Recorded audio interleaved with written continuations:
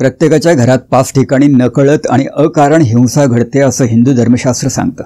ती ठिकाणं म्हणजे 1 चूल किंवा गॅस, 2 पाटा, वरवंटा, जातं, मिक्सर वगैरे, झाडलोटीची साधनं, कांडण्याची साधनं आणि 5 पाणी साठवण्याची साधनं।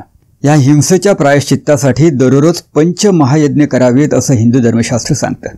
आता यज्ञ वगैरे ऐकून दचकू वगैरे नका। हे 5 यज्ञ अगदी सोपे आहेत, सांगतो। पहिले यज्ञ देवयज्ञ म्हणजे देवतार्चन करणं। 2 पितृयज्ञ म्हणजे ऋषी मुनी, आचार्य, पितर यांचं स्मरण करणं। 3 नृयज्ञ म्हणजे अतिथी सत्कार करणं। 4 भूतयज्ञ म्हणजे प्राणीमात्रांना अन्नाचा घास देणं। आणि 5वा यज्ञ ब्रह्मयज्ञ म्हणजे वेद, शास्त्र, पुराण, गीता यापैकी कशाच्याही 2 ओळी वाचणं। पंचमहायज्ञांच्या विधीत धार्मिक सेवा, सामाजिक सेवा आणि अध्ययन या तिन्हींचाही समावेश झाला हे आपल्या लक्षात आलंच असेल।